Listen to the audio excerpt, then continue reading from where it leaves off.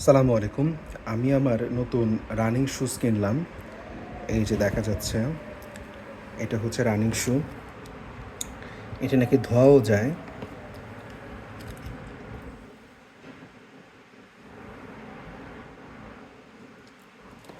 আর এটা হচ্ছে মেইনলি বে থেকে কেনা। এই হচ্ছে গিয়ে জুতা।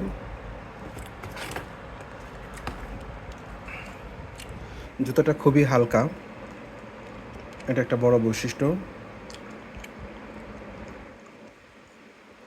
আর এটা নাকি ব্রিদেবল ম্যাটেরিয়াল দিয়ে তৈরি করা হয়েছে। এরকম একটা জিনিস আমরা দেখছিলাম।